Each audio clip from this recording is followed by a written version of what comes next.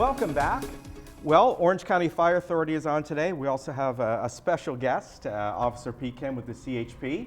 Good to have you on today. Morning, Ken. And we're going to get to talk about something that I know Steve has been passionate for about, 12, 14 years at least.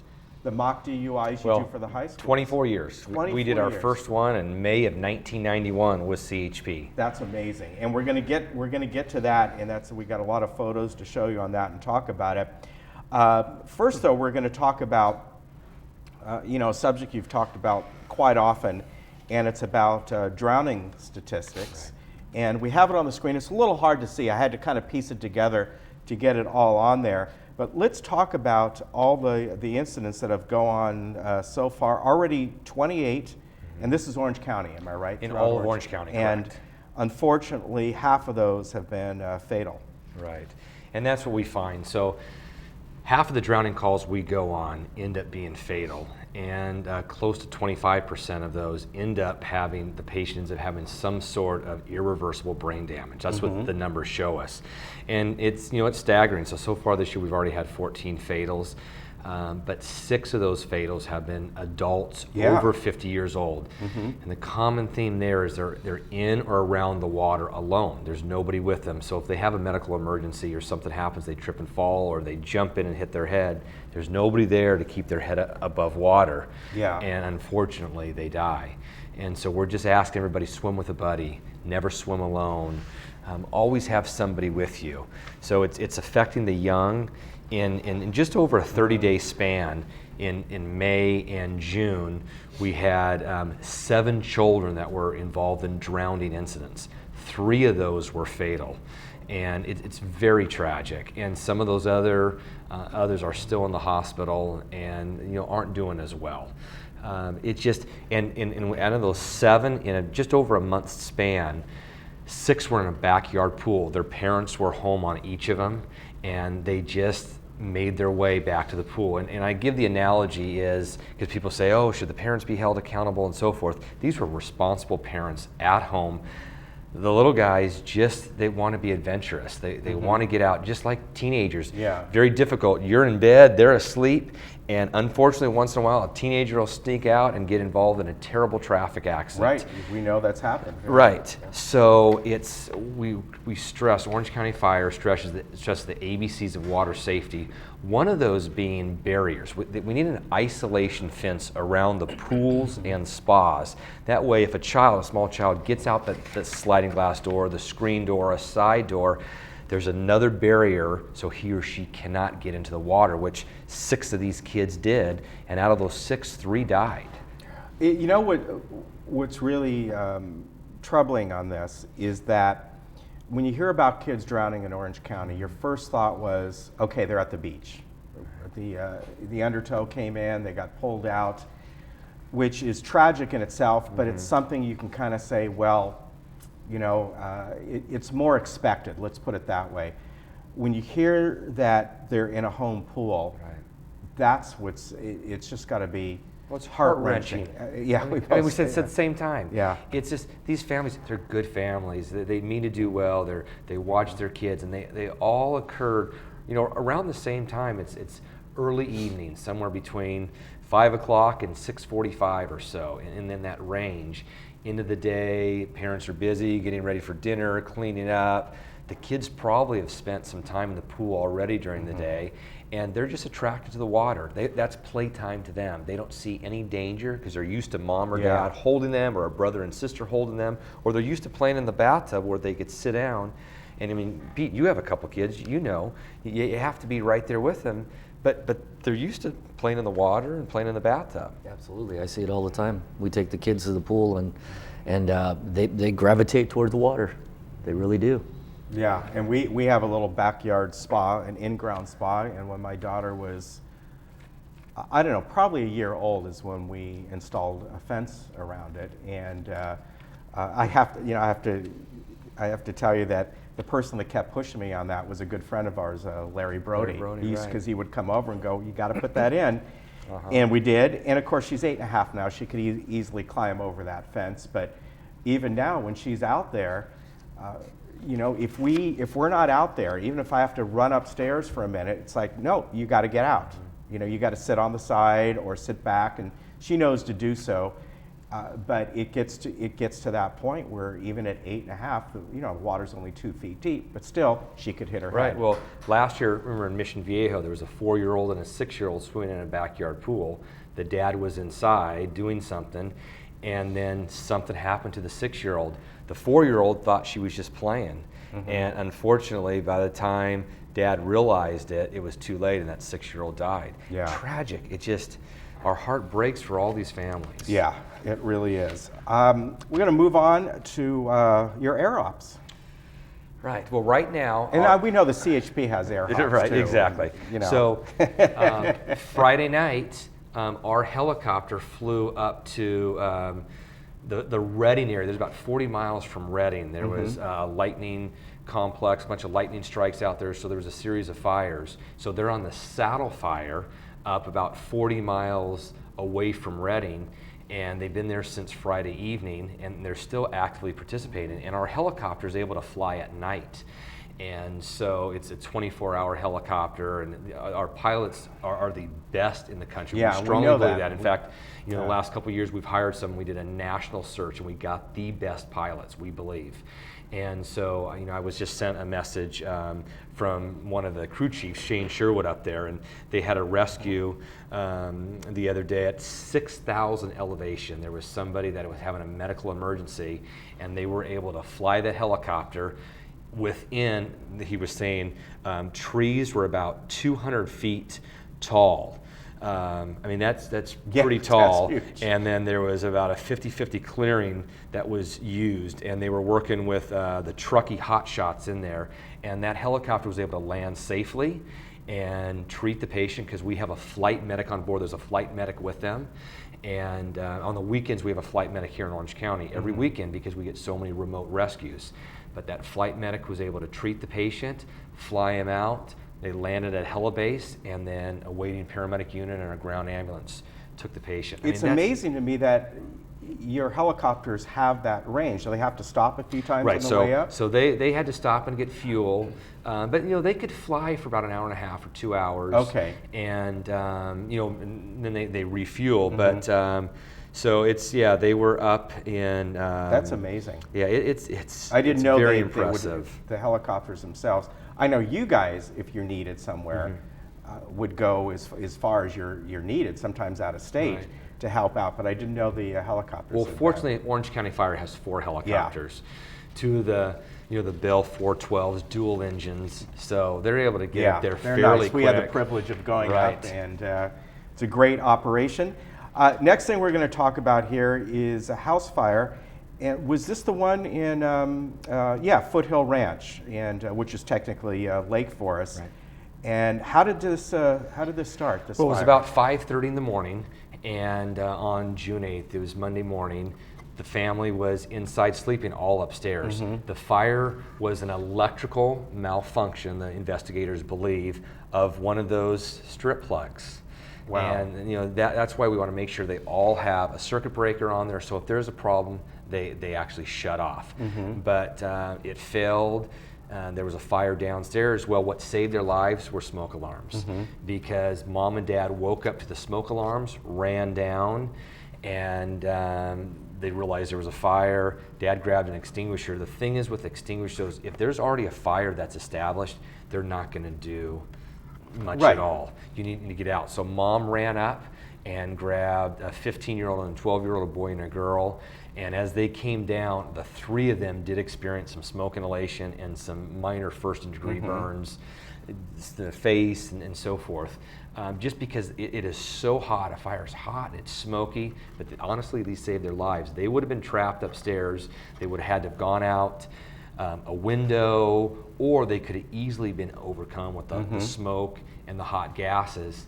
And you know, this is well into the incident, but it did major, you could see this, Wow. did major damage inside. And then this is the house next door. Basically, this house next door had about $30,000 worth of damage. So there was almost close to $1 million worth of damage. with the interior of the house, so the contents, the structure, and then some damage to the house next door as well. Wow. But just that quick. Fortunately, they're all going to be okay. All three were transported to the burn center at Western But again, Medical it's Center. those power strips, and I've looked at mine, and I think there's a couple I still need to replace. Some of them that we had were really old, but they had the circuit breaker. I was Right. surprised. So make sure it's good quality. Yeah. And it has a circuit breaker and it's plugged directly into the wall. And they're not daisy chained. You don't have one circuit breaker, one multi-plug adapter into another, then into a wall. It has to Now, be directly does it into matter the wall. what's plugged into them? What if you have very, devices in there? Maybe your power plug for your phone or something that's not pulling a lot of power. Right, that's- rather than, a toaster. You never want that. Yeah. But you understand what I'm saying. Appliances, we like to be plugged directly into an Right. outlet. That way, if something happens, the circuit breaker In the house. for the Yeah. house will trip. Now, it should trip on these circuit breakers too, and these multi-plug adapters, but sometimes they malfunction. But you make sure you buy a good quality. Do not buy the cheap ones. Buy a good quality one. All right, very good. Now we're going to go on to really the reason you're here today. For years, as you said, you've been doing these mock DUIs at the local high schools. And we're going to show some pictures here. Now keep in mind, when you're looking at these pictures, this is a mock DUI, but it's done very real. The Orange County Fire Authority is involved, whatever ambulance service is involved, CHP is involved, and a lot of the kids you see here are often gotten from the drama department of the schools, but it is done very real. So tell me how this is set up and kind of the history behind it. Well, the history was basically working with CHP and Orange County Fire. So we did our first mock DUI in May of 1991, 24 years ago.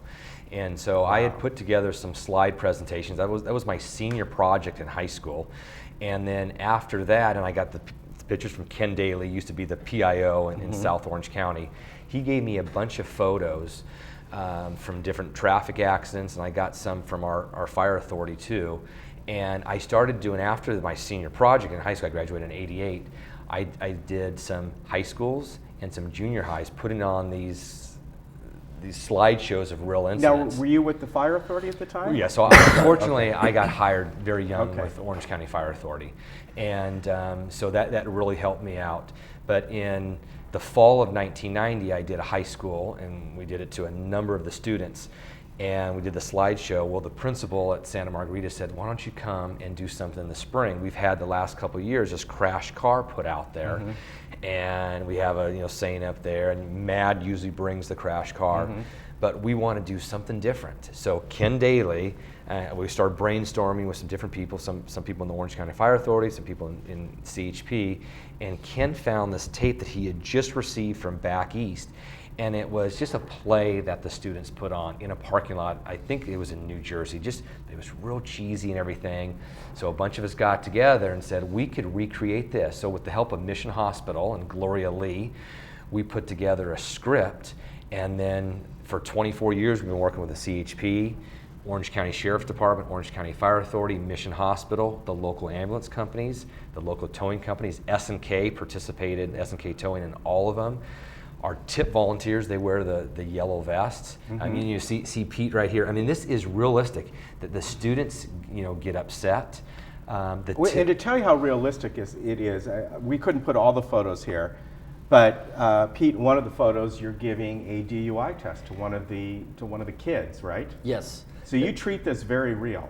Absolutely, absolutely. We, from the interview process to what you've had to drink, how much you've had to drink, all the way down to the field sobriety tests. We do the tests exactly like we would do it out in the field. We explain them to the students, and we go through them just like in real life. And this is set up. The cars are brought in, everything's set up with sheets over them.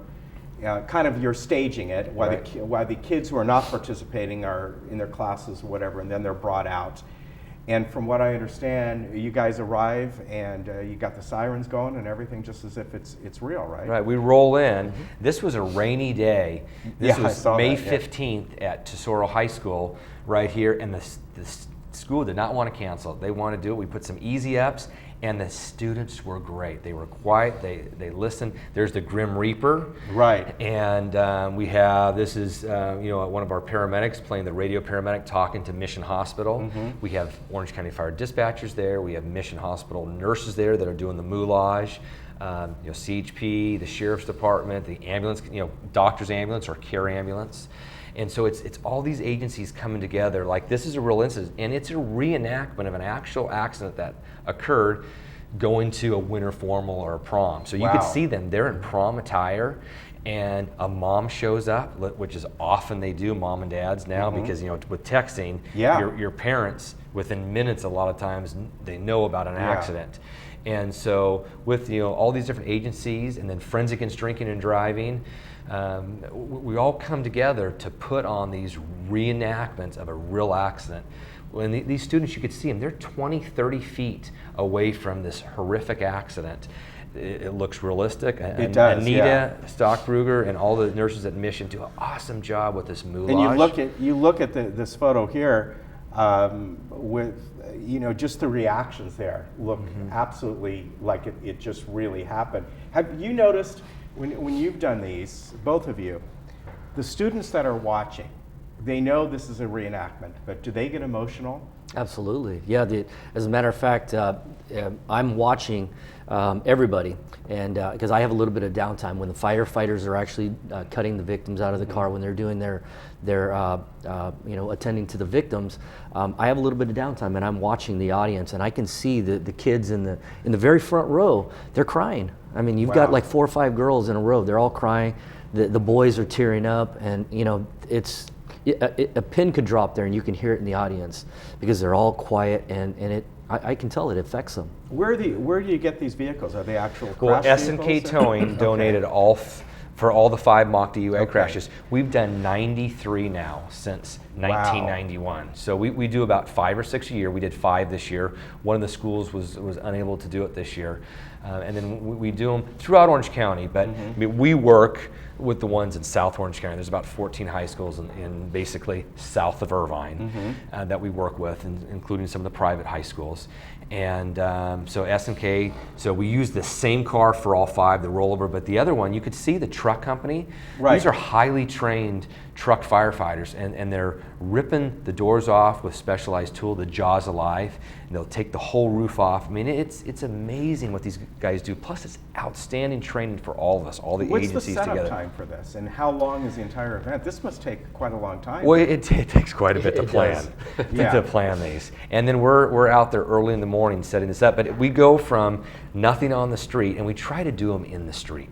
So if we do El Toro High School, it's on Toledo. If it's Santa Margarita, it's on a Los de Paz. We did Trabuco Hills High School on Mustang Run. I mean, this is in a neighborhood. So you closed down. So we have to get permission from the city council and so forth. So there's a lot that goes into these, but they're effective. The school says by far this is the best presentation that these students will see in their 4 years of high school. Yeah.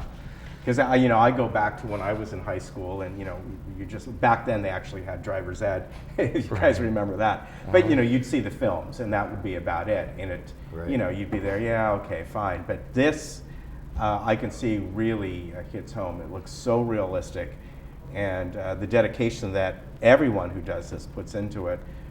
From you two to the students. Look at their faces. Yeah. And they get into it. The bystanders run up and they call her by name. Alyssa, wake up, Alyssa, you can't be dead, you can't be dead. That's gut-wrenching for their friends that are watching, the parents that are there, the teachers that have spent a lot of time with them. And to go along with that, I know the CHP, you guys offer the special teen driving programs, right? Yes, there's 2 different programs here. Part of what we do here is the every 15-minute program, and that's the FAD group and all the other agencies that are involved in the mock crash. That's part of the first day of the every 15-minute program.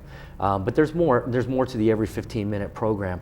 It's not as dramatic as the first day, but the second day we have an assembly and we go through, everything that happened on the first day. We talk about the crash. We usually there's a video company that puts together a video of the crash and everything that happened prior to. stuff that the students don't see, like the courtroom scene where the judge brings down the sentence on the teen driver that was drinking and driving. Yeah. The students don't see that out there at the scene. They don't see the jail scene. We film a jail scene where the person that I arrest, put them in jail, and they actually get locked into a jail cell. So Wow. we show those videos as well the second day at the assembly, and that's part of the every 15-minute program. The class that we have, a 2-hour class that we do at the actual Highway Patrol office, that's the Start Smart Driving class. And that one is geared toward teen drivers that are between the ages of 15 and 20. So either they just got their license or they're about to get their license. And we go through a lot of things from DUI to cause primary collision factors like speeding, driving too close to other vehicles, inclement weather conditions. We go through cell phone laws, seatbelt laws, all those type of things. Wow. Yeah, I mean, these programs that you both put on are so important, and I think that over the years, like I said, compared to when I took driver's ed, it's you have to, the way kids are today and have been in the past, several years, is that you have to take it to these other levels because they expect it. They see, Right. They're desensitized by the types of things they Right. see in the movies and TV and computer generated and all that. Yeah, You got to make it as real as possible. It's one thing to hear about, a family member or a friend that got into a collision, but if you're not there at the scene, you really don't know, and you can't experience that. What these mock crashes do, it helps them experience the reality of, the tragedy of a crash like this. And I know it's effective because, Steve, you probably see it too, but years after we've done a mock crash, a student will come to us and say, hey, I remember that crash. I remember the every 15-minute program, and they talk about it, and they tell us how much of an impact it had upon them. Yeah. For example, Chris Goodwin, who was the public information officer prior to me, he was involved in one of these mock crashes as a high school student, and now he's putting them on as a CHP officer. So, it affected him. Yeah, it definitely does. Yeah, Chris used to play the drunk driver in these for us. Mike, there was a few guys over the years. There's a high school teacher from San Clemente, Rich Brown. Mike Schrader played in it. Chris Goodwin, and were they students at the time or new? Somewhere, or they were just in college. Yeah, a lot of them were college students. Yeah, but so they were young, so they looked like they were just a few years older than these high school students. Yeah. But a lot of guys have become firefighters or police officers because of this. It's affected their life so much. Right. And then it was great. Mission High School had their prom Saturday night, and I got a text from the activities director, and he says, "No problems, 0 problems." Yeah. That's what you want.